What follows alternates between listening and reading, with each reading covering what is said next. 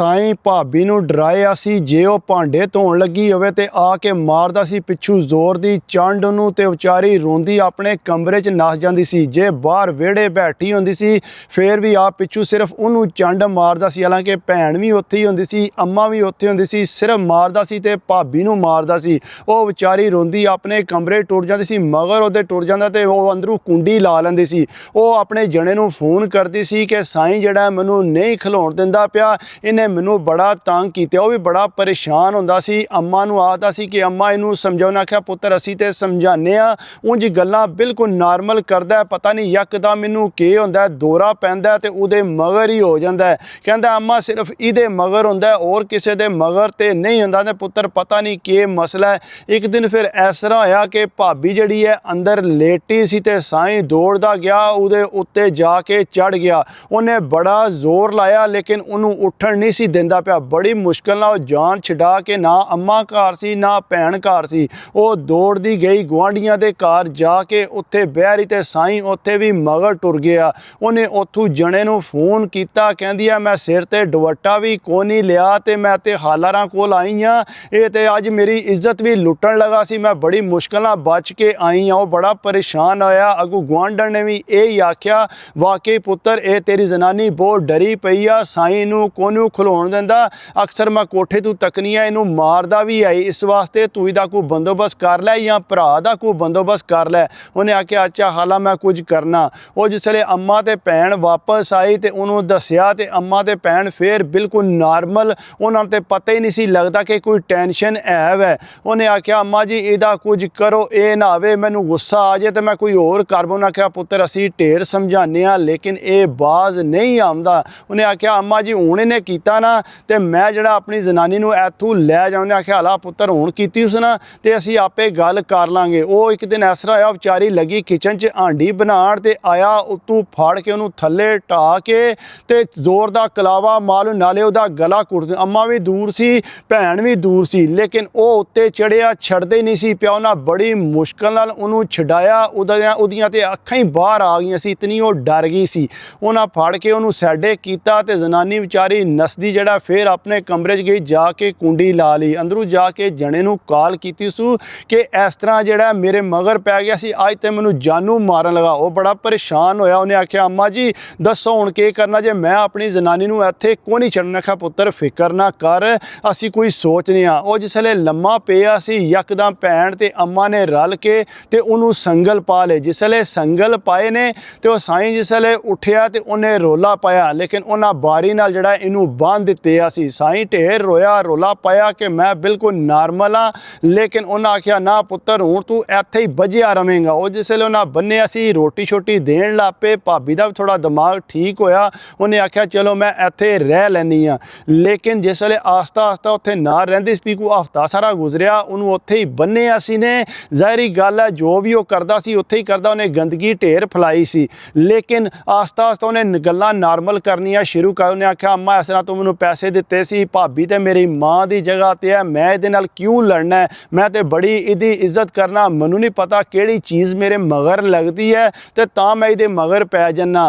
ਹੁਣ ਪਤਾ ਨਹੀਂ ਚੀਜ਼ ਕਿੱਧਰ ਟੁਰ ਗਈ ਹੈ, ਮੈਂ ਬਿਲਕੁਲ ਠੀਕ ਠਾਕ ਅੰਮਾ, ਤੂੰ ਮੇਰੇ ਕੋਲ ਜਿਹੜਾ ਮਰਜ਼ੀ ਪੁੱਛ ਲੈ, ਜਿਹੜਾ ਮਰਜ਼ੀ ਹਿਸਾਬ ਲੈ ਲੈ, ਮੈਂ ਤੈਨੂੰ ਦਿਆਂਗਾ, ਕਿਉਂਕਿ ਮੈਨੂੰ ਬਿਲਕੁਲ ਮੈਂ ਨਾਰਮਲ ਆ, ਮੈਨੂੰ ਕੁਝ ਵੀ ਨਹੀਂ।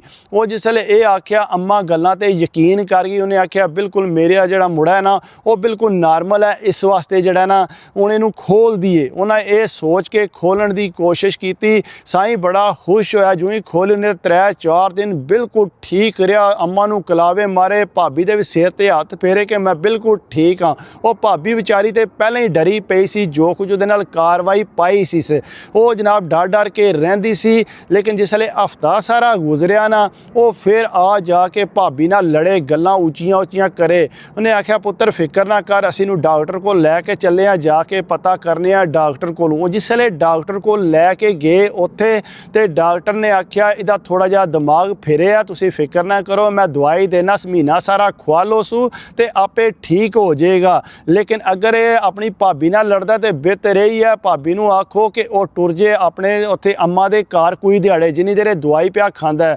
ਉਹ ਜਨਾਬ ਜਿਸਲੇ ਵਾਪਸ ਆਏ ਤੇ ਉਹਨੇ ਆਖਿਆ ਠੀਕ ਹੈ ਜਾ ਤੂੰ ਅੰਮਾ ਦੇ ਘਰ ਟੁਰ ਜਾ, ਮਹੀਨਾ ਸਾਰਾ ਉੱਥੇ ਰਹਿ ਤਾਂ ਕਿ ਪਿੱਛੂ ਕੋ ਮਸਲਾ ਨਾ ਬਣੇ। ਉਹ ਜਨਾਬ ਇਸ ਤਰ੍ਹਾਂ ਹੀ ਹੋਇਆ, ਉਹ ਗਈ ਆਪਣਾ ਬੋਰੀ ਬਿਸਤਰਾ ਬੰਨ ਕੇ, ਸਾਈਂ ਨੇ ਢੇਰ ਰੋਕਣ ਦੀ ਕੋਸ਼ਿਸ਼ ਕੀਤੀ ਕਿ ਭਾਬੀ ਮੈਂ ਨਹੀਂ ਕਰਨਾ। ਕਿਹਾ ਨਾ ਮੇਰਾ ਭਰਾ, ਜਿੰਨੀ ਦੇਰ ਤੱਕ ਤੂੰ ਠੀਕ ਨਹੀਂ ਹੁੰਦਾ ਮੈਂ ਜਿਹੜਾ ਉੱਥੇ ਹੀ ਰਵਾਂਗੀ। ਉਹ ਟੁਰ ਗਈ ਚੁੱਪ ਕਰਕੇ ਉੱਥੇ। ਜਿਸ ਵੇਲੇ ਉੱਥੇ ਗਈ 2-4 ਦਿਨ ਗੁਜ਼ਰੇ ਤੇ ਫਿਰ ਸਾਈਂ ਨੂੰ ਦੌਰਾ ਪਿਆ।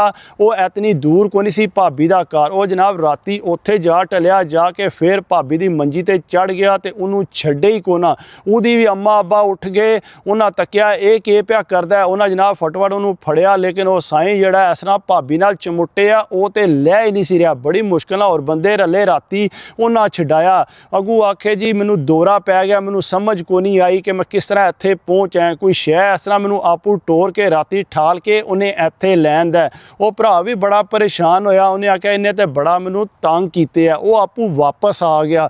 ਜਿਸ ਵੇਲੇ ਪਾਕਿਸਤਾਨ ਆਇਆ ਉਹਨੇ ਆ ਕੇ ਭਰਾ ਦੇ ਅੱਗੇ ਪਿੱਛੇ ਰਿਹਾ ਪੂਰਾ ਹਫ਼ਤਾ। ਭਰਾ ਬਿਲਕੁਲ ਨਾਰਮਲ ਰਿਹਾ। ਉਹ ਇੰਜ ਕਰਦਾ ਸੀ, ਨਾਲੇ ਉਹਦੀਆਂ ਲੱਤਾਂ ਕੁੱਟੇ, ਨਾਲੇ ਉਹਦੇ ਮੋਢੇ ਕੁੱਟੇ, ਬੜੀ ਉਹਦੀ ਖਿਦਮਤ ਕਰਨ ਲੱਗ ਪਿਆ। ਇਹ ਲੱਗਦਾ ਸੀ ਕਿ ਬਿਲਕੁਲ ਇਹਨੂੰ ਕੁਝ ਵੀ ਨਹੀਂ ਹੈ। ਕਹਿੰਦਾ ਤਾਂ ਕੋਈ ਇਹਨੂੰ ਕੁਝ ਵੀ ਨਹੀਂ ਹੈ, ਠੀਕ ਠਾਕ ਹੈ ਮੇਰੇ ਨਾਲ। ਕਹਿੰਦਾ ਜਿਉਂ ਹੀ ਮੈਂ ਫਿਰ ਆਪਣੀ ਦੁਪਹਿਰਾਂ ਦਾ ਟਾਈਮ ਸੀ ਜ਼ਨਾਨੀ ਕੋਲ ਗਿਆ ਤੇ ਯਕਦਮ ਜਿਸ ਵੇਲੇ ਮੇਰੇ ਕੋਲ ਆ ਗਿਆ, ਉਹਨੂੰ ਆਖੀਦਾ ਪਹਿਲਾਂ ਹੀ ਖਬਰ ਸੀ ਕਿ ਅਸੀਂ ਕੁਝ ਕਰਨ ਲੱਗੇ ਹਾਂ। ਮੈਨੂੰ ਆ ਕੇ ਦਰਵਾਜ਼ਾ ਖੜਕਾ ਕੇ ਨਾ ਤੇ ਜਿਸ ਵੇਲੇ ਕਹਿੰਦਾ ਮੈਂ ਬਾਹਰ ਆਇਆ, ਮੈਂ ਪੁੱਛਿਆ ਹਾਂ ਕੀ ਹੈ। ਕਹਿੰਦਾ ਮੈਂ ਬਾਜ਼ਾਰ ਜਾਣਾ ਹੈ, ਜ਼ਰਾ ਮੈਨੂੰ ਸ਼ਹਿਰ ਲੈ ਚੱਲ। ਕਹਿੰਦਾ ਮੈਂ ਕਿਹਾ ਅੱਛਾ ਲੈ ਜਾਣਾ। ਕਹਿੰਦਾ ਮੈਂ ਉੱਥੇ ਹੀ ਛੱਡਿਆ ਜ਼ਨਾਨੀ ਨੂੰ ਤੇ ਮੈਂ ਉਹਨੂੰ ਨਾਲ ਲਿਆ, ਮੋਟਰਸਾਈਕਲ ਤੇ ਬਿਠਾਇਆ ਤੇ ਮੈਂ ਸ਼ਹਿਰ ਲੈਣ ਦਾ। ਕਹਿੰਦਾ ਜਿਸ ਵੇਲੇ ਮੈਂ ਉਹਨੂੰ ਸ਼ਹਿਰ ਲੈ ਕੇ ਆਇਆ ਨਾ ਤੇ ਮੈਂ ਪੁੱਛਿਆ ਹਾਂ ਕਿਉਂ ਮੈਨੂੰ ਸ਼ਹਿਰ। ਆਂਦਾ ਨਹੀਂ ਤੂੰ ਮੈਨੂੰ ਸ਼ਹਿਰ ਲੈ ਕੇ ਆਇਆ, ਮੈਂ ਨਹੀਂ ਤੈਨੂੰ ਸ਼ਹਿਰ ਲੈ ਕੇ ਆਇਆ, ਦੱਸ ਮੈਨੂੰ ਕਿਉਂ ਲਿਆਂਦੀ, ਕਿਸ ਵਾਸਤੇ ਲਿਆਂਦੀ। ਕਹਿੰਦਾ ਮੈਂ ਕਿਹਾ ਨਹੀਂ ਤੂੰ ਮੈਨੂੰ ਉਠਾ ਲਿਆ ਸਪੈਸ਼ਲ, ਤੂੰ ਆਖਿਆ ਮੈਂ ਸ਼ਹਿਰ ਜਾਣਾ, ਦੱਸ ਹੁਣ ਸ਼ਹਿਰ ਕੀ ਕੰਮ ਹੀ। ਕਹਿੰਦਾ ਮੈਨੂੰ ਕੋਈ ਕੰਮ ਨਹੀਂ। ਕਹਿੰਦਾ ਫਿਰ ਮੈਂ ਉਹਨੂੰ ਖੜਿਆ, ਜਾ ਕੇ ਗੰਨੇ ਦੀ ਰੋਸ਼ ਉਹ ਪਲਾਈ। ਫਿਰ ਉਹਨੂੰ ਮੈਂ ਕਿਹਾ ਚਲੋ ਇਹਦਾ ਦਿਮਾਗ ਹੋ ਸਕਦਾ ਫਿਰ ਗਿਆ ਹੋਣਾ, ਤਾਂ ਵਾਸਤੇ ਇਹਨੇ ਇਹ ਕੰਮ ਕੀਤਾ। ਕਹਿੰਦਾ ਫਿਰ ਉਹਨੂੰ ਮੈਂ ਵਾਪਸ ਲੈ ਕੇ ਆਇਆ ਘਰ। ਮੈਂ ਆ ਕੇ ਅੰਮਾ ਨੂੰ ਦੱਸਿਆ ਕਿ ਇਸ ਤਰ੍ਹਾਂ ਮੈਨੂੰ ਖੜਿਆ ਸੂ, ਲੇਕਿਨ ਫਿਰ ਮੈਨੂੰ ਐਸੇ ਤਰ੍ਹਾਂ ਹੀ ਵਾਪਸ ਲੈਣ ਦੱਸ। ਬਹਰਹਾਲ ਕਹਿੰਦਾ ਮੈਂ ਬੜਾ ਪਰੇਸ਼ਾਨ ਸਾਂ। ਕਹਿੰਦਾ ਜੇ ਰਾਤੀ ਅਸੀਂ ਲੰਮੇ ਪੈਣ ਲੱਗਨੇ ਆ ਫਿਰ ਵੀ ਮੈਨੂੰ ਜ਼ਨਾਨੀ ਕੋਲ ਕੋਈ ਨਹੀਂ ਸੀ ਲੰਮਿਆਂ ਪੈਣ ਦਿੰਦਾ। ਕਹਿੰਦਾ ਉਹ ਮੈਨੂੰ ਜਿਹੜਾ ਠਾਲ ਕੇ ਰੱਖਦਾ, ਅਸੀਂ ਤੇ ਬਿਲਕੁਲ ਵਾਵਾ ਦਿਹਾੜੇ ਹੋ ਗਏ ਸੀ, ਇੱਕ ਦੂਜੇ ਦੇ ਨੇੜੇ ਨਹੀਂ ਸੀ ਗਏ, ਇਹਨੇ ਇਸ ਤਰ੍ਹਾਂ ਸਾਨੂੰ ਟੰਗੇ ਅਸੀਂ। ਕਹਿੰਦਾ ਮੈਂ ਬੜਾ ਪਰੇਸ਼ਾਨ ਸਾਂ, ਮੈਂ ਸੋਚਿਆ ਕਿ ਕਿਸੇ ਨਾਲ ਗੱਲ ਕਰਾਂ। ਕਹਿੰਦਾ ਫਿਰ ਮੈਨੂੰ ਇੱਕ ਬੰਦੇ ਦੱਸਿਆ ਕਿ ਫਲਾਣਾ ਸਿਆਣਾ ਬੰਦਾ ਹੈ, ਉਹਦੇ ਕੋਲ ਲਗਾ ਜਾ ਕੇ ਉਹਦੇ ਨਾਲ ਗੱਲ ਕਰ। ਕਹਿੰਦਾ ਮੈਂ ਜਿਸ ਵੇਲੇ ਉਹਦੇ ਕੋਲ ਉੱਥੇ ਗਿਆ, ਉਹਨੂੰ ਜਾ ਕੇ ਮੈਂ ਦੱਸਿਆ ਕਿ ਇਸ ਤਰ੍ਹਾਂ ਜਿਹੜਾ ਮੇਰਾ ਭਰਾ ਹਰਕਤਾਂ ਕਰਦਾ ਵਾਵਾ ਦੇਰ ਹੋ ਗਈ। ਉਹਨੇ ਆਖਿਆ ਕਿਤਨੀ ਕੁ ਦੇਰ। ਉਹਨੇ ਆਖਿਆ ਵਾਵਾ ਤਕਰੀਬਨ ਸਾਲ ਸਾਰਾ ਹੋ ਚੱਲਾ। ਉਹਨੇ ਆਖਿਆ ਇਹਦੀ ਸ਼ਾਦੀ ਕੀਤੀ ਸੀ ਪਹਿਲਾਂ। ਉਹਨੇ ਆਖਿਆ ਬਿਲਕੁਲ ਇਹਦੀ ਸ਼ਾਦੀ ਕੀਤੀ ਸੀ, ਲੇਕਿਨ ਜਿਸ ਵੇਲੇ ਮੈਂ ਪਹਿਲਾਂ ਵਾਪਸ ਗਿਆ ਮਹੀਨੇ ਬਾਅਦ ਜਿਹੜਾ ਨਾ ਇਹਦੀ ਜ਼ਨਾਨੀ ਟੁਰ ਗਈ ਸੀ, ਜ਼ਨਾਨੀ ਰੁੱਸ ਕੇ ਟੁਰ ਗਈ ਸੀ। ਉਸ ਤੋਂ ਬਾਅਦ ਉਹ ਵਾਪਸ ਹੀ ਕੋਈ ਨਹੀਂ ਆਈ। ਉਹਨੇ ਆਖਿਆ ਬਸ ਫਿਰ ਇੱਥੇ ਹੀ ਗੱਲ ਮੁੱਕ ਜਾਂਦੀ ਹੈ, ਉਹ ਤੈਨੂੰ ਜਿਹੜਾ ਤੱਕ ਨਹੀਂ ਸਕਦਾ ਤੇਰੀ ਜ਼ਨਾਨੀ ਨਾਲ, ਕਿਉਂਕਿ ਉਹਦੀ ਜ਼ਨਾਨੀ ਗਈ ਹੈ ਰੁੱਸ ਕੇ। ਤੂੰ ਇੰਜ ਕਰ ਮੇਰਾ ਪੁੱਤਰ, ਕਿਸੇ ਤਰੀਕੇ ਨਾਲ ਇਹਦੀ ਜ਼ਨਾਨੀ ਮਨਾ ਕੇ ਲਿਆ ਤੇ ਇੱਕ ਵਾਰੀ ਤੂੰ ਟੈਸਟ ਕਰ ਲੈ ਤਾਂ ਕਿ ਬਿਲਕੁਲ ਠੀਕ ਹੋ ਜਾਏਗਾ। ਉਹਨੇ ਆਖਿਆ ਇਹ ਵੀ ਗੱਲ ਠੀਕ ਹੈ, ਸਾਡੇ ਤੇ ਦਿਮਾਗ 'ਚ ਇਹ ਗੱਲ ਕੋਈ ਨਹੀਂ ਆਈ, ਕਿਉਂ ਜਿਹੜਾ ਕਹਿੰਦਾ ਮੇਰੀ ਜ਼ਨਾਨੀ ਨੂੰ ਪੈਂਦਾ ਪਿਆ। ਕਹਿੰਦਾ ਮੈਂ ਫਿਰ ਇਹ ਸੋਚਿਆ ਕਿ ਅੰਮਾ ਨੂੰ ਨਾਲ ਲੈ ਕੇ ਉਹਨੂੰ ਮਨਾ ਕੇ ਲਿਆਉਂਦੇ ਆ। ਕਹਿੰਦਾ ਫਿਰ ਮੈਂ ਅੰਮਾ ਨੂੰ ਨਾਲ ਲਿਆ, ਉਹਨਾਂ ਦੇ ਘਰ ਟੁਰ ਗਿਆ। ਉਹਨਾਂ 'ਚ ਵੀ ਬੜਾ ਮਸ਼ਹੂਰ ਹੋਇਆ ਸੀ ਕਿ ਇਹਦਾ ਦਿਮਾਗ ਫਿਰ ਗਿਆ। ਕਹਿੰਦਾ ਉਹਨਾਂ ਨਾਲ ਜਾ ਕੇ ਗੱਲ ਕੀਤੀ ਕਿ ਇਸ ਤਰ੍ਹਾਂ ਜਿਹੜਾ ਇਹਨੂੰ ਟੋਰਵਾਂਦੇ ਨਾ, ਅਸਾਂ ਨਹੀਂ ਟੋਰਨਾ, ਉਹਦਾ ਤੇ ਦਿਮਾਗ ਹੀ ਫਿਰਿਆ। ਉਹਨਾਂ ਆਖਿਆ ਕੋਈ ਨਹੀਂ ਦਿਮਾਗ ਫਿਰਿਆ, ਬਿਲਕੁਲ ਠੀਕ ਠਾਕ ਹੈ, ਸਿਰਫ ਟੈਨਸ਼ਨ ਲੈ ਗਿਆ, ਇੱਕ ਵਾਰੀ ਤੁਸੀਂ ਟੋਰੋ, ਜੇ ਨੇ ਕੋ ਕੀਤਾ ਤੇ ਫਿਰ ਤੁਸੀਂ ਬੇਸ਼ੱਕ ਅੱਗੂ ਜਿਹੜਾ ਤਲਾਕ ਲੈ ਲਵੇ। ਕਹਿੰਦਾ ਬੜੀ ਮੁਸ਼ਕਿਲ ਨਾਲ ਮਿੰਨਤਾਂ ਕੀਤੀਆਂ ਤੇ ਫਿਰ ਉਹਦੀ ਜ਼ਨਾਨੀ ਨੂੰ ਵਾਪਸ ਲੈ ਕੇ ਆਈ। ਕਹਿੰਦਾ ਜਿਸ ਵੇਲੇ ਉਹਦੀ ਜ਼ਨਾਨੀ ਆਈ ਤੇ ਕਹਿੰਦਾ ਇੰਜ ਉੱਠ ਕੇ ਖਲੋ ਗਿਆ ਤਿਆਰ ਸ਼ਿਆਰ ਹੋ ਕੇ। ਕਹਿੰਦਾ ਉਹ ਇੰਜ ਲੱਗਦਾ ਸੀ ਕਿ ਬਿਮਾਰ ਹੀ ਕੋਈ ਨਹੀਂ। ਕਹਿੰਦਾ ਜਿਤਨੇ ਦਿਨ ਮੈਂ ਰਿਹਾ ਇਤਨਾ ਖੁਸ਼, ਮੈਨੂੰ ਕਲਾਵੇ ਮਾਰੇ ਤੇ ਜ਼ਨਾਨੀ ਦੇ ਅੱਗੇ ਪਿੱਛੇ ਹੋਏ ਆ। ਕਹਿੰਦਾ 15 ਦਿਨ ਗੁਜ਼ਰ ਗਏ ਸੀ, ਕੋਈ ਕਿਸੇ ਕਿਸਮ ਦਾ ਹਾਦਸਾ ਨਹੀਂ ਸੀ ਹੋਇਆ। ਕਹਿੰਦਾ ਜ਼ਨਾਨੀ ਮੇਰੀ ਕਹਿੰਦੀ ਹੈ ਤੱਕੋ ਨਾ ਹੁਣ ਬਿਲਕੁਲ ਠੀਕ ਠਾਕ ਹੈ, ਇਹ ਤੇ ਜਾਣ ਬੁੱਝ ਕੇ ਡਰਾਮੇ ਪਿਆ ਕਰਦਾ ਸੀ। ਉਹਨੇ ਆਖਿਆ ਚਲੋ ਜੋ ਵੀ ਹੈ ਛੱਡੋ ਪਰਾਂ, ਹੁਣ ਦੇਖੋ ਬਿਲਕੁਲ ਠੀਕ ਠਾਕ ਹੈ, ਇਹਨੂੰ ਆਪਣੀ ਜ਼ਨਾਨੀ ਦਾ ਖੁਮਾਰ ਹੋਇਆ ਪਿਆ ਸੀ। ਕਹਿੰਦਾ ਬਹਰਹਾਲ ਇਸ ਵਜ੍ਹਾ ਤੋਂ ਜਿਹੜਾ ਟੈਨਸ਼ਨ ਬਣੀ ਸੀ, ਉਸ ਤੋਂ ਬਾਅਦ ਉਹਨੇ ਕੋਈ ਹਰਕਤ ਨਹੀਂ ਕੀਤੀ। ਜ਼ਨਾਨੀ ਵੀ ਉਹਦੀ ਖੁਸ਼ ਹੈ, ਇਹ ਵੀ ਖੁਸ਼ ਹੈ। ਕਹਿੰਦਾ ਸਾਡੀ ਵੀ ਟੈਨਸ਼ਨ ਮੁੱਕ ਗਈ ਹੈ। ਬਾਕੀ ਅਗਰ ਕੋਸ਼ਿਸ਼ ਕਰਿਆ ਕਰੋ ਮੇਰੀ ਵੀਡੀਓ ਅੱਛੀ ਲੱਗੇ ਤੇ ਲਾਈਕ ਕਮੈਂਟ ਤੇ ਸਬਸਕ੍ਰਾਈਬ ਕਰਿਆ ਕਰੋ। ਆਪਣੀ ਸਿਹਤ ਦਾ ਲਾਜ਼ਮੀ ਖਿਆਲ ਰੱਖਿਆ ਕਰੋ। ਵੀਡੀਓ ਅੱਛੀ ਲੱਗੇ ਤੇ ਸਬਸਕ੍ਰਾਈਬ ਕਰਨਾ ਤੁਹਾਡਾ ਬਣਦਾ ਹੈ, ਕਿਉਂਕਿ ਮੈਂ ਬੜੀ ਮਿਹਨਤ ਨਾਲ ਵੀਡੀਓ ਬਣਾਉਣਾ ਕਿ ਤੁਸੀਂ ਜਿਹੜਾ ਮੇਰੀ ਵੀਡੀਓ ਤੱਕ ਕੇ ਖੁਸ਼ ਹੋਵੋ।